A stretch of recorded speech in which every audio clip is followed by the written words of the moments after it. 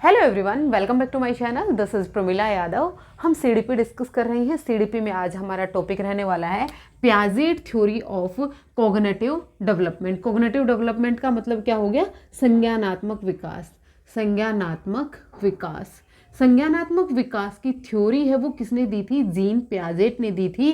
पहला क्वेश्चन यहीं से बनता है। आपसे क्वेश्चन पूछा जा सकता है कि कॉग्निटिव डेवलपमेंट थ्योरी के जनक कौन है, फादर कौन है? तो वो है जीन पियाजेट। इनका पूरा नाम है जीन पियाजेट। जीन पियाजेट ने सबसे पहले कॉग्निटिव डेवलपमेंट थ्योरी यानी संज्ञानात्मक विकास का सिद्धांत दिया था। जैसे हमें नाम से ही समझ में आ रहा है, संज्ञानात्मक विकास का सिद्धांत हमें बताता है कि बच्चे का संज्ञान यानी बच्चे का कॉग्निशन किस तरह से डेवलप होता है। अब ये जो कॉग्निशन है, ये संज्ञान है, इसमें क्या क्या चीज़ें होती हैं? संज्ञान यानी कॉग्निशन में मनुष्य की मेमोरी होती है। मेमोरी यानी हमारी यादाश्त हो गई। फिर उसके बाद हमारी थिंकिंग होती है। फिर उसके बाद क्या आएगा? हमारी थिंकिंग आएगी, जो हम सोच विचार कर रहे हैं। हमारे लॉजिक्स आएंगे। हमारे क्या आएंगे? लॉजिक आएंगे। हमारी रीजनिंग आएगी। हमारी क्या आएगी? रीजनिंग आएगी। यानी जो दिमाग से रिलेटेड जितनी भी चीज़ें हैं, जो भी काम करने में हम अपना दिमाग लगाते हैं, हम अपनी लॉजिक लगाते हैं, रीजनिंग लगाते हैं, मेमोरी, हमारी तर्क शक्ति, प्रॉब्लम सॉल्विंग स्किल्स, ये सब किसके अंदर आती हैं? ये सब कॉग्निशन के अंदर आते हैं। जीन पियाजेट कहते हैं कि जब बच्चा जन्म लेता है तभी से बच्चे का दिमाग है एक वयस्क जितना ही होता है। ये कहते हैं कि क्वालिटी में डिफरेंस होता है। जो बच्चे का कॉग्निटिव डेवलपमेंट है वो सिंपल से कॉम्प्लेक्स की तरफ डेवलप होता है। सिंपल टू कॉम्प्लेक्स बच्चे का कॉग्निशन डेवलप होता है। यानी पहले बच्चे का सिंपल डेवलपमेंट होता है, जो उसका संज्ञान है, संज्ञान से वो सिंपल चीज़ें करना सीखेगा। जैसे वो किसी चीज़ को पहचानना सीखेगा, फिर वो लर्न करेगा, मेमोरी, यादाश्त करेगा। फिर कोई चीज़ें उसके सामने प्रेजेंट है वो उस पर लॉजिक लगाना सीखेगा। फिर उसके बाद जो चीज़ें उसके सामने प्रेजेंट नहीं है वो उस पर भी लॉजिक यानी एब्स्ट्रैक्ट थिंकिंग लगाना शुरू करेगा। इन्होंने अपनी 4 स्टेजेस दी, जैसे मैंने लिखा है sensory motor stage, pre operational stage, concrete operational stage और फॉर्मल ऑपरेशनल स्टेज। ये कहते हैं कि सेंसरी मोटर स्टेज में बच्चा अपनी सेंसेस के थ्रू सीखेगा, अपनी इंद्रियों के थ्रू सीखेगा, यानी टच करके सीखेगा, फील करके सीखेगा, सक करके सीखेगा, टेस्ट करके सीखेगा। अपनी 5 इंद्रियों का यूज करके यहाँ पर वो सीखता है। फिर उसके बाद प्री ऑपरेशनल स्टेज में आएगा तो बच्चा सिंबॉलिक थॉट डेवलप कर लेता है, यानी सिंबल से ही वो पहचानने लग जाता है। जैसे आप बच्चे को एप्पल मत दिखाओ, एप्पल की आप पिक्चर दिखाएं, एक सिंबल बना के दिखाएं, तो बच्चा ये आइडेंटिफाई कर लेगा कि ये एप्पल का सिंबल है। फिर जब बच्चा कॉन्क्रीट ऑपरेशनल स्टेज में जाएगा तो जो चीजें बच्चे के सामने प्रेजेंट हैं, कोई भी एक वस्तु प्रेजेंट है, बच्चा उस पर लॉजिक लगाएगा कि ये चीज़ ऐसी क्यों है। जैसे बच्चे के पास खिलौने होते हैं तो कॉन्क्रीट ऑब्जेक्ट है, मूर्त वस्तु है, अब वो उसको तोड़कर देखेगा कि इसमें क्या क्या चीज़ें किस तरह से ज्वाइंट है। जो चीज़ें उसके सामने प्रेजेंट है ना, वो उस पर लॉजिक लगाना सीख जाता है। फैन चल रहा है तो ये क्यों चल रहा है? क्योंकि वो फैन को देख रहा है। लाइट कैसे जल रही है, पत्ते कैसे हिल रहे हैं, जो चीज़ें उसके सामने प्रेजेंट है वो उस पर लॉजिक लगाएगा। फिर उसके बाद फॉर्मल ऑपरेशनल स्टेज में जब बच्चा पहुंच जाएगा, फिर उसे अपने सामने मूर्त वस्तुओं की जरूरत नहीं है, उसके सामने प्रेजेंट है या नहीं है तो भी वो हाइपोथेटिकल डिडक्टिव रीजनिंग करने लगेगा, यानी जो चीज़ें उसके सामने प्रेजेंट नहीं है एब्स्ट्रैक्ट थिंकिंग करेगा। अभी उसके सामने कोई चीज़ प्रेजेंट नहीं है, उस पर भी वो जब थिंकिंग लगाता है उसको हम एब्स्ट्रैक्ट थिंकिंग अभी आगे हम पूरा डिटेल में समझेंगे। अभी मैंने आपको बताया कि जैसे सेंसरी मोटर स्टेज से बच्चा फॉर्मल स्टेज में जाएगा तो उसका कॉग्निशन है वो सिंपल से कॉम्प्लेक्स की तरफ डेवलप होता है। ये कहते हैं कि दुनिया का कहीं का भी बच्चा हो, हर एक बच्चा इन 4 स्टेजेस से होकर गुजरता है। पहले बच्चे में सेंसरी मोटर स्टेज आएगी, फिर प्री ऑपरेशनल आएगी, फिर कॉन्क्रीट ऑपरेशनल आएगी, फिर फॉर्मल ऑपरेशनल। यानी ये यूनिवर्सल डेवलपमेंट होता है बच्चों में। बच्चों में ये कौन सा प्रिंसिपल हुआ? यूनिवर्सल कॉग्निटिव डेवलपमेंट का प्रिंसिपल हुआ, principle of universal cognitive development. यानी दुनिया का कहीं का भी बच्चा हो, ये सार्वभौमिक सत्य है कि हर बच्चे का डेवलपमेंट इसी सीक्वेंस में होता है। यानी इन्होंने डेवलपमेंट को सीक्वेंशियल यानी क्रम में बताया, ऑर्डर में बताया। इन्होंने डेवलपमेंट को कैसे बताया? ऑर्डर में बताया, क्रम में बताया, सीक्वेंस में बताया। क्रम में बताया, किसमें? सीक्वेंस में होता है। उसके बाद इन्होंने बच्चे को लिटिल साइंटिस्ट कहा। क्या कहा? छोटा वैज्ञानिक कहा। इन्होंने बच्चे को क्या कहा? छोटा वैज्ञानिक, लिटिल साइंटिस्ट। ये कहते हैं कि जो बच्चा होता है ना, वो किसी भी अडल्ट से कम बुद्धिमान नहीं होता है। यानी इन्होंने जो कॉग्निशन है इसको क्वांटिटेटिव नहीं कहा, यानी मात्रात्मक नहीं कहा कि छोटे बच्चे में बुद्धि कम होती है, कॉग्निशन कम होता है, जैसे वो बड़ा होता है तो कॉग्निशन ज़्यादा होता है, ऐसा नहीं होता। ये कहते हैं कि एक छोटे बच्चे में और एक अडल्ट में दोनों में ही कॉग्निशन सेम होता है। फर्क क्या होता है? फर्क होता है क्वालिटी का। किसका? गुण का फर्क होता है। किसका गुण? किसका फर्क होता है? गुण का फर्क होता है, क्वालिटी का फर्क होता है। जो छोटे बच्चे होते हैं तो उनकी थिंकिंग इलॉजिकल होती है, यानी तर्कपूर्ण नहीं होती है। जैसे जैसे बच्चा बड़ा होता है उसकी जो थिंकिंग है वो लॉजिकल होनी शुरू हो जाती है। यहाँ पर बच्चा बहुत ज़्यादा एक्सप्लोर करता है, एक्सप्लोरेशन करता है। आपने देखा होगा जो बच्चा होता है वो बहुत सारे क्वेश्चन पूछता है। मेनली जब बच्चा अर्ली चाइल्डहुड यानी प्री ऑपरेशनल स्टेज में होता है सॉरी, बहुत ज़्यादा क्यूरियोसिटी शो करता है, बहुत ज़्यादा जिज्ञासु प्रवृत्ति का होता है, बहुत सारे सवाल करता है। ये कहते हैं कि जब बच्चा कुछ भी सीख रहा है, सीखने में अगर वो गलती कर रहा है तो भी गलती है वो उसका फेलियर का साइन नहीं होता कि आपने बच्चे को कुछ सिखाया, बच्चा उसको नहीं सीख पाया, वो फेल हो गया, तो इसका मतलब ये नहीं है कि वो उसका फेलियर का साइन है, वो सीख नहीं सकता। गलतियां हमें ये बताती हैं कि बच्चा किस तरह से सीखता है। जो चीज़ हम बच्चे को सिखा पा रहे हैं, बच्चा किस हद तक उसको सीख पाया। गलतियां हमें ये बताती हैं कि बच्चे को दोबारा से रीटीचिंग की ज़रूरत है, दोबारा से आपको बच्चे को सिखाने की ज़रूरत है। इंपॉर्टेंट चीज़ ये कहते हैं कि जो बच्चा होता है ना वो एक्टिव लर्नर होता है। कैसा? एक्टिव लर्नर होता है। जब बच्चा एक्टिविटी करेगा ना, जब बच्चा एक्टिव होगा, जब बच्चा सक्रिय होगा तभी लर्निंग होगी। ऐसा नहीं है कि बच्चा आराम से पैसिव बैठा है, निष्क्रिय रूप से कहीं भी बैठा है और आप उसमें ज्ञान भर देंगे। बच्चा एक टेबुला रासा नहीं होता है, ब्लैंक स्लेट नहीं होता है, जैसे कि बिहेवियरिस्ट मानते थे, व्यवहारवादी मानते थे। व्यवहारवादी क्या कहते थे? व्यवहारवादी कहते थे कि आप स्टिमुलस की और रिस्पॉन्स की कंडीशनिंग करवा दें। स्टिमुलस कोई भी उद्दीपक दिखाएं, उद्दीपक दिखाएंगे तो बच्चा प्रतिक्रिया करेगा, उससे उसके व्यवहार में परिवर्तन आएगा। कनेक्शनिज्म की बात करते हैं कौन? बिहेवियरिस्ट। लेकिन जो जीन पियाजेट हैं ये कंस्ट्रक्टिविस्ट हैं। जीन पियाजेट क्या हैं? कंस्ट्रक्टिविस्ट हैं, यानी संरचनावादी हैं, संरचनावादी हैं। और कंस्ट्रक्टिविस्ट भी ये रेडिकल कंस्ट्रक्टिविस्ट हैं। ये कहते हैं कि बच्चा अपने ज्ञान का निर्माण खुद करेगा। जितने भी कंस्ट्रक्टिविस्ट हैं, चाहे हम बात करें जीन पियाजेट की, चाहे हम बात करें वाइगोस्की की, चाहे हम बात करें बैंडूरा की, चाहे हम बात करें ब्रूनर की, ये सभी क्या हैं? ये सभी कंस्ट्रक्टिविस्ट हैं, सभी संरचनावादी हैं। सभी मानते हैं कि जब बच्चा अपनी इन्वायरमेंट के साथ एक्टिविटी करेगा, अपने आसपास के लोगों के साथ इंटरेक्शन करेगा, बातचीत करेगा, जब वो कोई भी एक्टिविटी करके देखेगा, हैंड्स ऑन एक्सपीरियंस जब वो करेगा, अपने हाथों से कोई भी चीज़ करेगा, तो बच्चा अपने ज्ञान का निर्माण खुद करता है। जब वो एक्टिव रूप से किसी भी काम में इंगेज होगा तो वो अपने ज्ञान का निर्माण खुद करेगा। आप किसी को भी पैसिव तरीके से बिठाकर उसे ज्ञान नहीं दे सकते हैं। तो जितने भी कंस्ट्रक्टिविस्ट हैं वो क्या मानते हैं कि जो स्टूडेंट होता है वो कैसा होता है? वो एक्टिव लर्नर होता है, वो अपने ज्ञान का निर्माण खुद करेगा। बात समझ में आई? उसके बाद इन्होंने एक्सपीरियंस यानी अनुभव को इंपॉर्टेंट माना। किसको इंपॉर्टेंस दी है? अनुभव को इंपॉर्टेंस दी है, एक्सपीरियंस को अनुभव दी है। जितने ज़्यादा बच्चा एक्सपीरियंस करेगा, जितने ज़्यादा बच्चे के पास अनुभव होंगे, बच्चे का कॉग्निटिव डेवलपमेंट उतना ही बेहतर तरीके से होगा।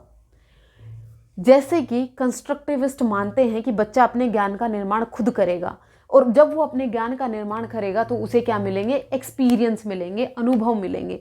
जिस भी तरह के एक्सपीरियंस बच्चे को मिले, वो जब वो न्यू नॉलेज, कोई भी न्यू कॉन्सेप्ट सीखेगा तो वो एक्सपीरियंस का यूज करेगा, अपनी प्रायर नॉलेज का यूज करता है नई चीज़ सीखने में, अपनी पूर्व ज्ञान का यूज करेगा। जब वो कोई एक नई चीज़ सीखेगा तो वो बच्चे की लर्निंग में हेल्प करवाता है।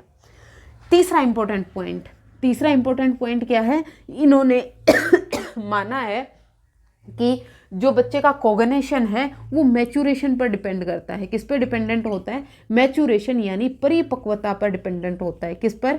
परिपक्वता पर। मैच्योरेशन का मतलब क्या होता है? मैच्योरेशन होता है अनफोल्डिंग द ट्रेट्स। जो भी सील गुण बच्चे में प्रेजेंट है, कब से प्रेजेंट है? बाय बर्थ प्रेजेंट है। जो भी ट्रेट्स बच्चे में बाय बर्थ प्रेजेंट हैं वो कहाँ से आई? वो हेरिडिटी से आई, आनुवंशिकता से आई। जो भी ट्रेट्स बच्चे में प्रेजेंट हैं वो टाइम के साथ साथ अनफोल्ड होती हैं। टाइम के साथ साथ कैसे अनफोल्ड होती हैं? जब बच्चा सेंसरी मोटर स्टेज में आया तो बच्चे ने अपनी सेंसेस से सीखना शुरू किया, बच्चे में ऑब्जेक्ट परमानेंस आ गया। हम समझेंगे ऑब्जेक्ट परमानेंस क्या होता है। बच्चा गोल डायरेक्टेड बिहेवियर करने लगा। जब बच्चा प्री ऑपरेशनल स्टेज में आएगा तो बच्चे में सेंट्रेशन आ गया, बच्चे में लेक ऑफ कंजर्वेशन है, बच्चे में एनिमिज्म पाया जा रहा है। तो ये सारी जो कैरेक्टरिस्टिक हैं, ये कहते हैं कि ये सारी कैरेक्टरिस्टिक बच्चे में बाय बर्थ प्रेजेंट होती हैं, लेकिन जैसे जैसे बच्चा मैच्योर होता है, जैसे जैसे परिपक्वता आती है, तो वो अपने कॉग्निशन की ये जो कैरेक्टरिस्टिक हैं वो शो करने लगता है। तो इन्होंने किसको इंपॉर्टेंस माना है? मैच्योरेशन को इंपॉर्टेंट दिया है। और जो मैच्योरेशन है ये डायरेक्टली रिलेटेड होती है हेरिडिटी से, आनुवांशिकता से। किससे? आनुवांशिकता से, हेरिडिटी से। यानी जैसे जैसे एज बढ़ेगी वैसे वैसे बच्चे का कॉग्निटिव डेवलपमेंट होगा। इन्होंने एज को इम्पोर्टेंट माना है। ये कहते हैं कि जैसे जैसे बच्चे की उम्र बढ़ेगी वैसे वैसे बच्चे का कॉग्निशन सिंपल से कॉम्प्लेक्स की तरफ डेवलप होगा। फिर उसके बाद हम देखें, ये मानते हैं कि पहले बच्चे का डेवलप होना जरूरी है, फिर उसके बाद लर्निंग होगी। क्या कहते हैं? पहले बच्चे का विकास होना जरूरी है। पहले बच्चे का क्या होगा? डेवलपमेंट होगा, विकास होगा। विकास होने के बाद ही बच्चा अधिगम कर पाएगा। यानी पहले डेवलपमेंट होगा, उसके बाद लर्निंग होगी। पहले बच्चे का मेंटल यानी कॉग्निटिव रूप से डेवलपमेंट होना जरूरी है। ये कहते हैं कि जैसे जब बच्चा कॉन्क्रीट ऑपरेशनल स्टेज में आएगा, जब बच्चा मूर्त जो वस्तुएं हैं उन पर अपना लॉजिक लगाना शुरू कर देगा। ऐसा नहीं है कि प्री ऑपरेशनल स्टेज में ही बच्चे ने कॉन्क्रीट ऑब्जेक्ट पर लॉजिक लगाना शुरू कर दिया, ऐसा नहीं होगा। जब वो जिस स्टेज में होगा, जब वो कॉन्क्रीट ऑपरेशनल स्टेज में आएगा, जब उसकी उम्र 6 से 12 साल में होगी, तभी वो कॉन्क्रीट ऑब्जेक्ट पर अपना लॉजिक लगा पाएगा। ऐसा नहीं है कि जब बच्चा 2 से 6 वर्ष में होगा तभी वो कॉन्क्रीट ऑब्जेक्ट पर अपना लॉजिक लगा पाएगा। ये बात समझ में आई? जीन पियाजेट कहते हैं कि पहले बच्चे में थॉट का डेवलपमेंट होता है। यानी पहले बच्चे में क्या आता है? विचार आता है, थॉट आता है।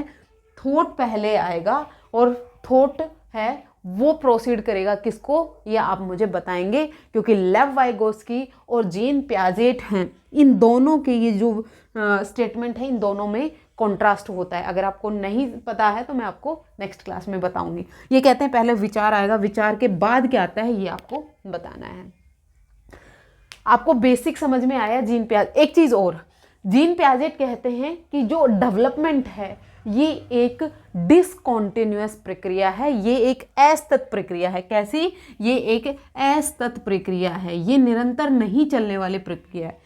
जब हमने प्रिंसिपल ऑफ डेवलपमेंट पढ़े थे तो हमने देखा था जो डेवलपमेंट है वो कॉन्टिन्यूअस प्रोसेस होता है, बर्थ से लेकर डेथ तक डेवलपमेंट चलता रहता है। लेकिन जीन पियाजेट एक ऐसे साइकोलॉजिस्ट हैं जो कहते हैं कि डेवलपमेंट निरंतर नहीं चलता, ये असतत प्रक्रिया है, निरंतर नहीं चलने वाली प्रक्रिया है, ये एक सतत प्रक्रिया नहीं है। क्योंकि इन्होंने 4 डिस्टिंक्ट स्टेजेस की बात की। इन्होंने कहा कि बच्चे का जो डेवलपमेंट है वो 4 स्टेजेस में होगा। पहले बच्चे में सेंसरी मोटर स्टेज आएगी, फिर प्री ऑपरेशनल आएगी, फिर कॉन्क्रीट ऑपरेशनल आएगी, फिर फॉर्मल ऑपरेशनल आएगी। किसी भी स्टेज को आप स्किप नहीं कर सकते। जब बच्चा प्री ऑपरेशनल स्टेज में आएगा तभी बच्चा प्री ऑपरेशनल स्टेज की कैरेक्टरिस्टिक शो करेगा। जब बच्चा अर्ली चाइल्डहुड में होगा तभी वो प्री ऑपरेशनल स्टेज की कैरेक्टरिस्टिक शो करेगा। जब बच्चा एडोलेसेंस में आएगा तब बच्चा फॉर्मल ऑपरेशनल स्टेज की जितने भी कैरेक्टरिस्टिक हैं, चाहे वो हाइपोथेटिकल डिडक्टिव रीजनिंग हो, चाहे वो हाइपोथेसिस बनाना हो, चाहे वो एब्स्ट्रैक्ट थिंकिंग हो, ये सब बच्चा कब करेगा? फॉर्मल ऑपरेशनल स्टेज में करेगा। यानी जैसे जैसे बच्चे की उम्र बढ़ेगी तभी बच्चे का उस स्टेज का डेवलपमेंट होगा। सॉरी। तो ये थी पियाजेट कॉग्निटिव डेवलपमेंट थ्योरी की बेसिक चीज़ें जो आपको समझ में आनी चाहिए। मैं आपको एक बार फिर से रिवाइज करवा दूं। पियाजेट की जो कॉग्निटिव डेवलपमेंट थ्योरी है, सबसे पहले कॉग्निटिव डेवलपमेंट थ्योरी किसने दी? जीन पियाजेट ने दी। जीन पियाजेट हैं ये एक स्विस साइकोलॉजिस्ट हैं। ये कंस्ट्रक्टिविस्ट स्कूल ऑफ साइकोलॉजी से बिलोंग करते हैं। जितने भी कंस्ट्रक्टिविस्ट हैं वो मानते हैं कि बच्चे का जो डेवलपमेंट है, बच्चा के जो संज्ञान का डेवलपमेंट है, वो अपने आप होता है जब वो अपने आसपास के इन्वायरमेंट, अपने आसपास के वर्ल्ड के साथ इंटरेक्ट करते हैं। As a teacher, as a parent आपकी रिस्पॉन्सिबिलिटी है कि आप बच्चे को एक अच्छा इन्वायरमेंट प्रोवाइड करें, बच्चा अपने ज्ञान का निर्माण खुद कर लेगा। इन्होंने चाइल्ड को एक एक्टिव लर्नर कहा है, ना कि पैसिव लर्नर कहा है। ये कहते हैं कि जैसे जैसे मैच्योरेशन आएगी बच्चे का कोग्निटिव डेवलपमेंट होगा। यानी इन्होंने मैच्योरेशन को इम्पोर्टेंस दी, इन्होंने एक्सपीरियंस को इम्पोर्टेंस दी, यानी अनुभव को इम्पोर्टेंस दी, इन्होंने सोशल इंटरेक्शन को भी इम्पोर्टेंस दी है। ये रह गया है सोशल इंटरेक्शन, यानी जो सामाजिक अंतःक्रिया है, जो सामाजिक अंतःक्रिया है उसको भी इन्होंने इम्पोर्टेंस मानी है। ये कहते हैं कि जब बच्चा अपने समाज के साथ इंटरेक्ट करेगा, जब सोसाइटी के साथ इंटरेक्ट करेगा, अपने फिजिकल इन्वायरमेंट के साथ जब वो अंतःक्रिया करेगा तो उसके ज्ञान का निर्माण होगा। इन्होंने अनुभव को इम्पोर्टेंस दी, इन्होंने सामाजिक अंतःक्रिया को इम्पोर्टेंस दी, इन्होंने थॉट को इम्पोर्टेंस दी।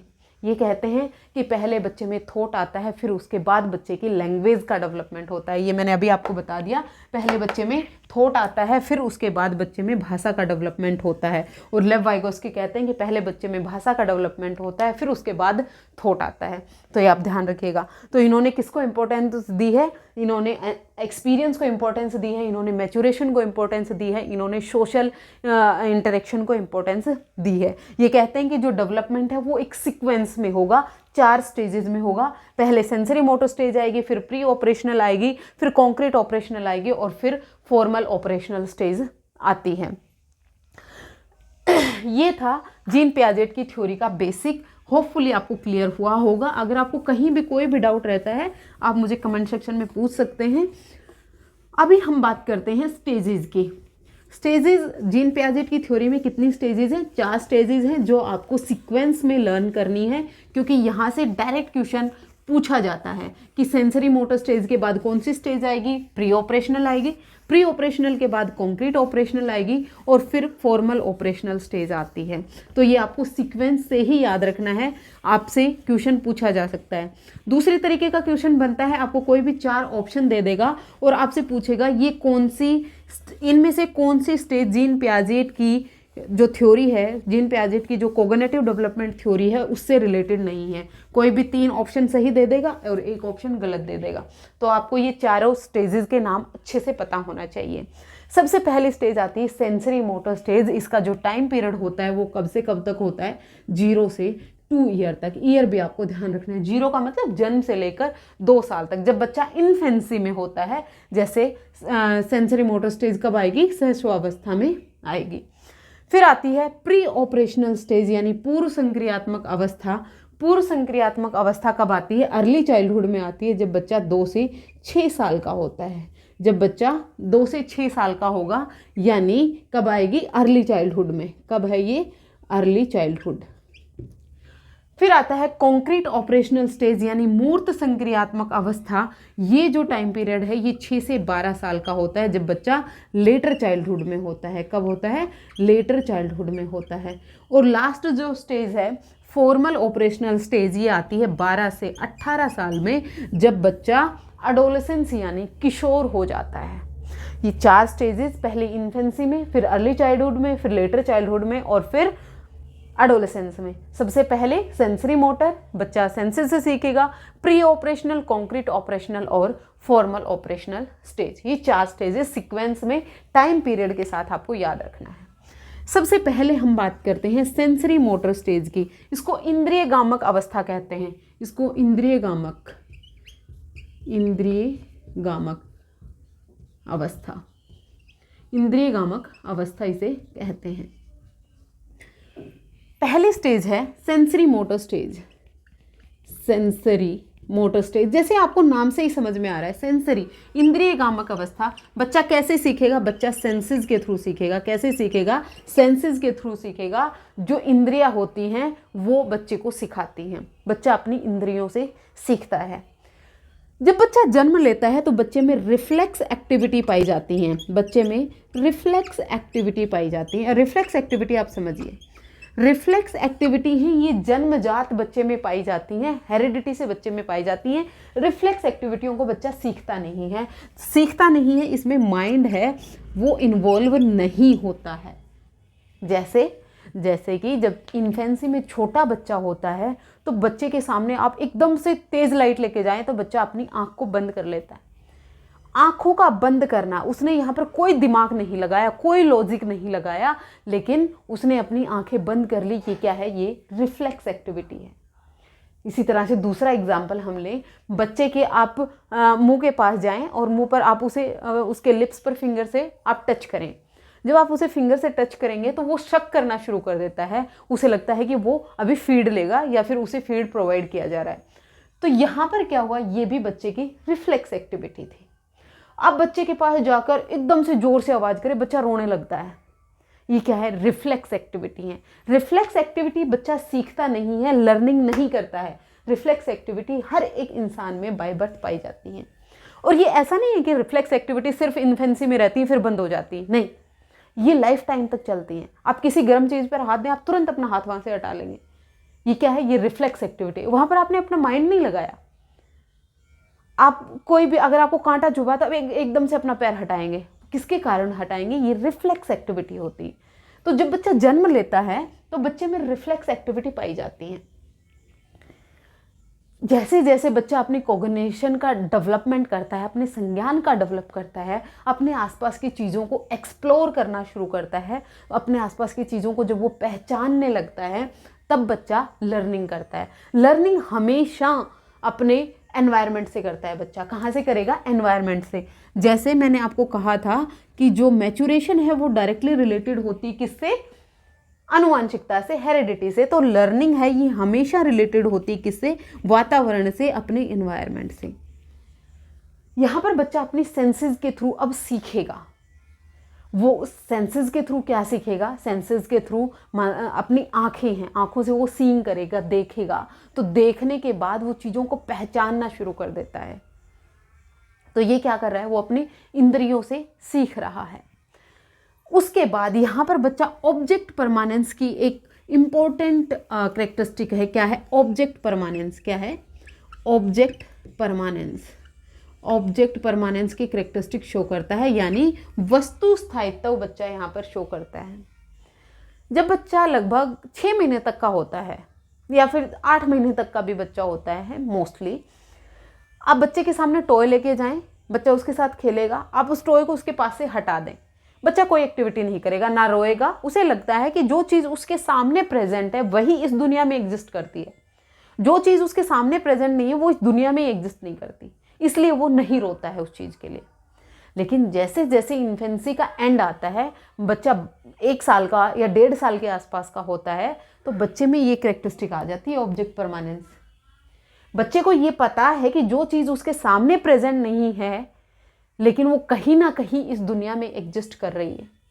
आप बच्चे के टॉय को छुपाएं, 1 साल का बच्चा है, 1.5 साल का बच्चा है, आप उसके टॉय से वो खेल रहा है, उस टॉय को आप छुपाएं, वो या तो रोएगा या उस टॉय को ढूंढने की कोशिश करेगा, क्योंकि बच्चे का इतना कॉग्निशन यहाँ पर डेवलप हो गया है कि बच्चे को ये पता है कि जो चीज़ उसके सामने प्रेजेंट नहीं भी है तो भी वो इस दुनिया में कहीं ना कहीं एग्जिस्ट करती है। यानी out of sight out of mind का जो कॉन्सेप्ट है वो यहाँ पर ख़त्म हो जाता है। बच्चे में ऑब्जेक्ट परमानेंस आ जाती है, यानी वस्तु स्थायित्व बच्चे में यहाँ पर आ जाती है। ये पहली कैरेक्टरिस्टिक इंपॉर्टेंट है, याद रखनी है। ऑब्जेक्ट परमानेंस बच्चे में कब आई? इन्फेंसी में आई, शैशव अवस्था में आई, इंद्रियगामक अवस्था सेंसरी मोटर स्टेज में आई। उसके बाद हम दूसरी कैरेक्टरिस्टिक की बात करें तो जो इन्फेंसी में या फिर सेंसरी मोटर स्टेज में बच्चे में दूसरी कैरेक्टरिस्टिक आती है गोल डायरेक्टेड बिहेवियर, यानी लक्ष्य निर्देशित व्यवहार बच्चा यहाँ पर करने लगता है। लक्ष्य निर्देशित व्यवहार क्या है? लक्ष्य निर्देशित व्यवहार है, आप बच्चे को ज़मीन पे छोड़ दीजिए, बच्चा घुटने के बल तो चलना सीख ही जाता है, कई बार बच्चा चलना भी सीख जाता है। 1-1.5 साल का बच्चा पैर से भी चलने लगता है। आप बच्चे को एक टॉय को फर्श पे रखें दूसरे किनारे पर, वो दूसरे किनारे पर खड़ा है और बीच में आप बहुत सारे ऑब्स्टेकल रख दें, मतलब कोई चीज़ें रख दें जिससे वो डायरेक्ट वहाँ पर ना जा पाए। बच्चा क्या करेगा? बच्चा अपने उस टॉय तक पहुँचने के लिए उन सारे ऑब्स्टेकल को अपने रास्ते से हटा देगा और वो उस अपने टॉय तक पहुँच जाएगा। यही करेक्टरिस्टिक है गोल डायरेक्टेड बिहेवियर। यही करेक्टरिस्टिक क्या है? गोल डायरेक्टेड बिहेवियर, यानी लक्ष्य निर्देशित व्यवहार। क्या करेगा? गोल डायरेक्टेड बिहेवियर, लक्ष्य निर्देशित व्यवहार। अपने किसी भी टॉय तक पहुंचने के लिए बीच में आने वाली सारी ऑब्स्टेकल को साइड कर देना ही गोल डायरेक्टेड बिहेवियर होता है, लक्ष्य निर्देशित व्यवहार होता है। वूहुल डायरेक्टेड बिहेवियर, वूहुल डायरेक्टेड बिहेवियर, यहाँ पर बच्चा है वो संपूर्ण चीज को देखता है, पार्ट्स में नहीं देखता। बच्चे को टॉय दें तो बच्चा उस पूरे टॉय को एक साथ समझता है। वो ये नहीं समझता कि इस टॉय के अलग अलग डिफरेंट पार्ट हैं, पार्ट्स में नहीं समझता, वो पूरी चीज को समझता है। इसी को हम कहते हैं वूहुल डायरेक्टेड बिहेवियर। इनफेंसी में मेनली 3 चीजें आपको याद रखनी है। क्या क्या? बच्चा सीखेगा कैसे? बच्चा अपनी सेंसेस के थ्रू सीखेगा, अपनी इंद्रियों के थ्रू सीखेगा। जो बच्चे की 5 इंद्रियां हैं वो उन्हीं के थ्रू सीखेगा। दूसरी बात, बच्चे में ऑब्जेक्ट परमानेंस आ जाती है, बच्चे में वस्तु को स्थायित्व आ जाती है। जो चीज़ उसके सामने प्रेजेंट नहीं भी है तो भी वो कहीं ना कहीं प्रेजेंट है, इसीलिए वो उसे ढूंढने की कोशिश करता है। थर्ड स्टेज आती, तीसरा करेक्टरिस्टिक आती है गोल डायरेक्टेड बिहेवियर, लक्ष्य निर्देशित व्यवहार। अपने लक्ष्य तक पहुंचने के लिए वो व्यवहार करता है। वूहुल डायरेक्टेड बिहेवियर यानी पूर्णता को देखता है, पार्ट्स को नहीं देखता है। ये थी इनफेंसी की स्टेज, सेंसरी मोटर स्टेज यानी इंद्रिय गामक अवस्था, जीन पियाजेट की फर्स्ट स्टेज। अब हम बात करते हैं प्री ऑपरेशनल स्टेज। अभी हम बात करते हैं सेकंड स्टेज यानी प्री ऑपरेशनल स्टेज यानी पूर्व संक्रियात्मक अवस्था। पूर्व संक्रियात्मक अवस्था है, ये कब तक टाइम पीरियड होता है? 2 से 6 साल तक, यानी जब बच्चा अर्ली चाइल्डहुड में होता है, जब बच्चा पूर्व बाल्यावस्था में होता है। इस स्टेज में बच्चा कैसे सीखेगा? इस स्टेज में बच्चे में सिंबॉलिक थॉट आ जाते हैं। बच्चे में क्या आ जाता है? Symbolic thought. पहली कैरेक्टरिस्टिक क्या है? बच्चे में सिंबॉलिक थॉट डेवलप हो जाता है, यानी प्रतीकात्मक विचार है वो बच्चे में डेवलप हो जाता है। बच्चे के सामने आप कोई भी ऑब्जेक्ट लेके आए, जैसे कोई ऑब्जेक्ट, हम बात करें कोई भी फ्रूट है, एप्पल है, बनाना है, मैंगो है, आप बच्चे को वो एप्पल रियल ऑब्जेक्ट ना दिखाकर उसकी पिक्चर बनाकर दिखाएंगे। जब बच्चे की पिक्चर बनाकर दिखाएंगे तो बच्चा उसको आइडेंटिफाई कर पाएगा। जैसे आप, जब बच्चा प्री ऑपरेशनल स्टेज में आता है, यानी जब बच्चा इसमें अर्ली चाइल्डहुड में आएगा, तो जब बच्चा लगभग 4 से 5 साल का या 3 से 4 साल का बच्चा होता है तो वो प्री स्कूल जाने लगता है। उसकी फर्स्ट बुक आ जाती है जिसमें ABCD सीखता है बच्चा, क ख ग सीखता है। तो उसमें पिक्चर्स के थ्रू सीखता है। किसके थ्रू? सिंबल्स के थ्रू सीखता है। आपने देखा होगा जब A फॉर एप्पल जब हम सिखाते हैं तो वहाँ पर A लिखा होता है, उसके साथ एप्पल बना हुआ होता है। B फॉर बॉल, B लिखा है, बॉल लिखा है। C से कैट बना हुआ है। तो ये क्या है? ये सिंबॉलिक थॉट। बच्चे का जैसे कॉग्निशन डेवलप हो रहा है उसी तरह की बुक्स हैं वो बच्चे के लिए प्रेफर की जाती हैं। यहाँ पर बच्चा सिंबल्स के थ्रू सीखता है, बच्चे में सिंबॉलिक थॉट आ जाता है। उसके बाद हम दूसरी करेक्टरिस्टिक देखें। दूसरी करेक्टरिस्टिक होती है एनिमिज्म। दूसरी करेक्टरिस्टिक क्या होती है? एनिमिज्म, यानी जीववाद की करेक्टरिस्टिक होती है। बच्चे को ये लगता है कि जितने भी दुनिया में, संसार में जितनी भी चीज़ें हैं, सब में जीवन होता है, सबको भूख लगती है, सबको प्यास लगती है, सबको दर्द होता है। इसीलिए आपने देखा होगा जब ये अपने टॉयज़ के साथ खेल रहे होते हैं तो अपने टॉयज़ को भी ये खाना खिलाते हैं, पानी पिलाते हैं। अगर उसको मारा तो वो उसको लगेगा कि उसे भी चोट लगी है। ये सारी करेक्टरिस्टिक बच्चा प्री ऑपरेशनल स्टेज में, यानी जीववाद, एनिमिज्म की करेक्टरिस्टिक भी बच्चा यहाँ पर शो करता है। उसके बाद हम बात करें, यहाँ पर बच्चा बहुत ज़्यादा क्यूरियस होता है। बच्चा बहुत ज़्यादा उत्सुकतापूर्ण क्वेश्चन पूछता है, बहुत सारे क्वेश्चन करता है, आपसे बहुत ज़्यादा क्वेश्चन पूछता है, क्योंकि वो अपने इन्वायरमेंट को एक्सप्लोर कर रहा होता है। जब बच्चा इन्फेंसी में होता है मोस्टली अपने परिवार में रहता है, घर के अंदर ही रहता है।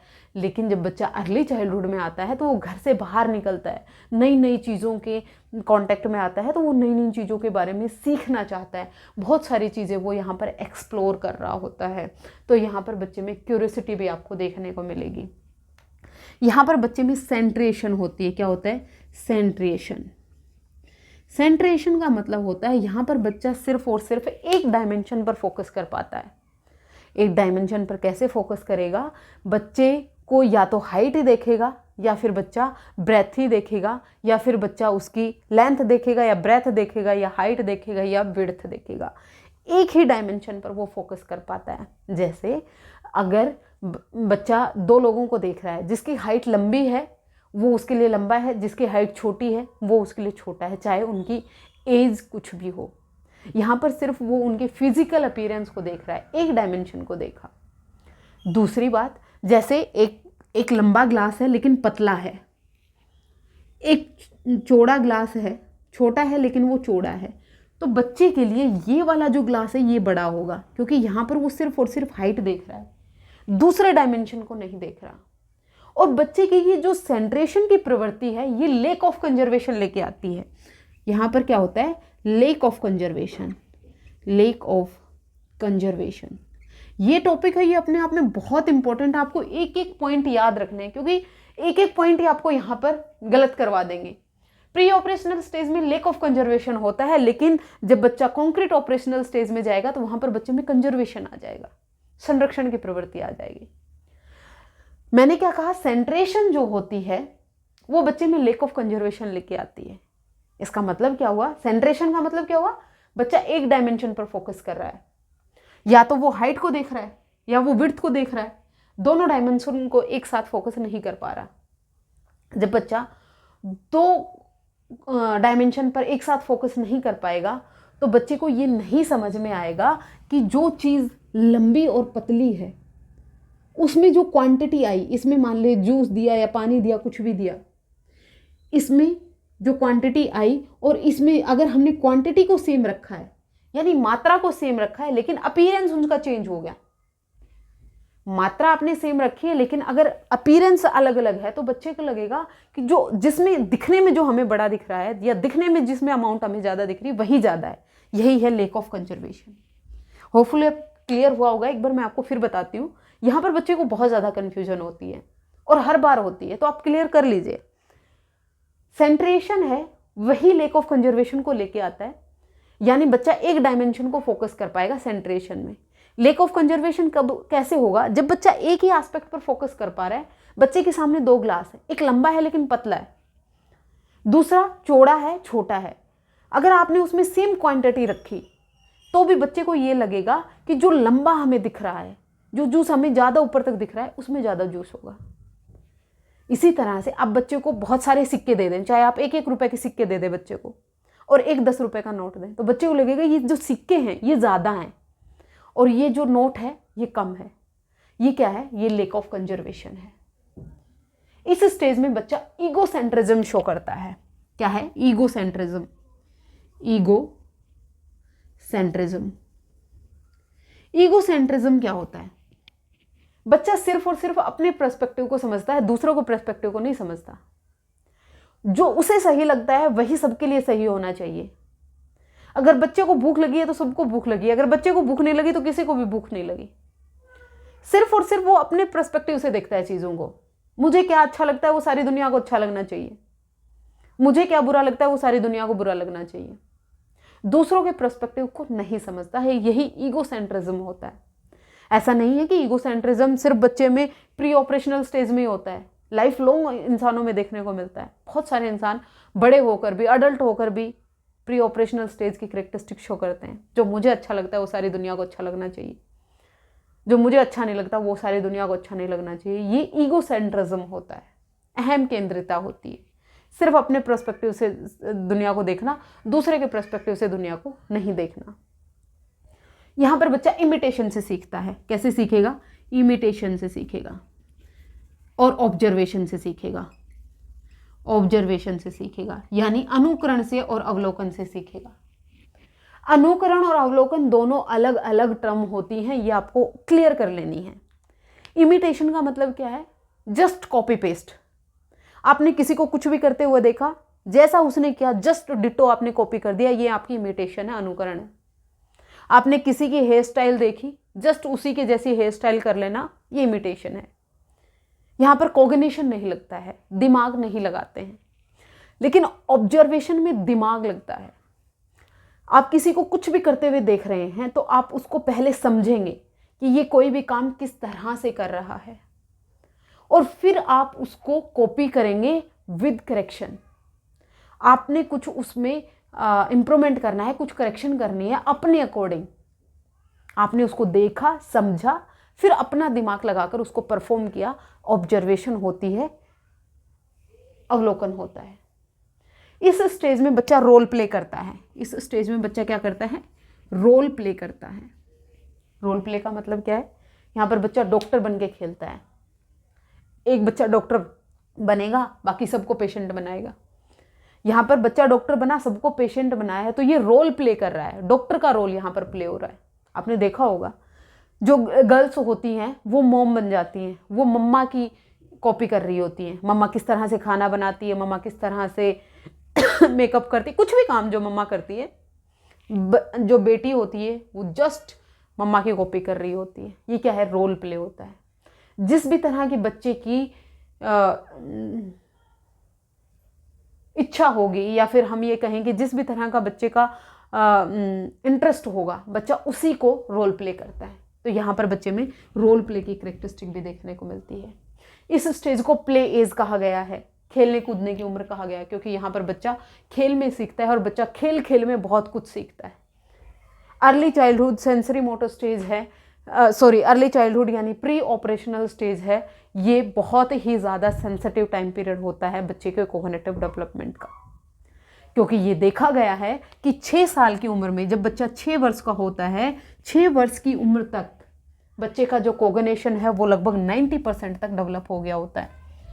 90% तक बच्चे का कोग्निटिव डेवलपमेंट हो जाता है जब बच्चा प्री ऑपरेशनल स्टेज में होता है, जब बच्चा अर्ली चाइल्डहुड में यानी 2 से 6 वर्ष की उम्र में होता है। इसीलिए जो प्री ऑपरेशनल स्टेज की कैरेक्टरिस्टिक हैं वो मैंने अभी आपको बताई। प्री ऑपरेशनल स्टेज है, इसमें बच्चे की क्या क्या कैरेक्टरिस्टिक हैं? बच्चा सिंबॉलिक थॉट डेवलप कर लेता है, बच्चा इमिटेशन से सीखेगा, बच्चा ऑब्जर्वेशन से सीखा, एनिमिज्म पाया जाएगा, सेंट्रेशन पाया जाएगा, लेक ऑफ कंजर्वेशन पाया जाएगा, बच्चा रोल प्ले करता है। ये सब कैरेक्टरिस्टिक होती हैं प्री ऑपरेशनल स्टेज की। नेक्स्ट क्लास में वीडियो ज़्यादा लंबा हो जाएगा, इसीलिए नेक्स्ट क्लास में हम कॉन्क्रीट ऑपरेशनल स्टेज और फॉर्मल ऑपरेशनल स्टेज को समझेंगे। सबसे ज़्यादा जो क्वेश्चन पूछे जाते हैं ये प्री ऑपरेशनल स्टेज और कॉन्क्रीट ऑपरेशनल स्टेज से पूछे जाते हैं। इसी में बच्चों में कन्फ्यूज़न होता है। फिर हम स्कीमा की बात करेंगे, असिमिलेशन की बात करेंगे, अकोमोडेशन की बात करेंगे। नेक्स्ट 2 क्लासेज में ये जो पूरी थ्योरी है आपकी क्लियर हो जाएगी। 100% यहीं से क्वेश्चन बनेगा, बाहर से क्वेश्चन बनने के कोई चांस नहीं है, क्योंकि मैं आपको डिटेल्ड एक्सप्लेनेशन दे रही हूँ। यहाँ से बाहर से एक नंबर भी आपका नहीं छूटेगा। अगर क्वेश्चन यहाँ से हर बार पूछा जाता है, 2 से 3 क्वेश्चन पक्का से पक्का हैं। जीन पियाजेट की थ्योरी, वाइगोस्की की थ्योरी, ये 2 थ्योरी तो ऐसी हैं, यहाँ से आंधी तूफान कुछ हो जाए यहाँ से क्वेश्चन जरूर आता है। तो ये दोनों थ्योरी इंपॉर्टेंट है, मैं आने वाली क्लासेस में आपको करवाने वाली हूँ। आज के लिए इतना, मिलते हैं फिर से। Thank you very much.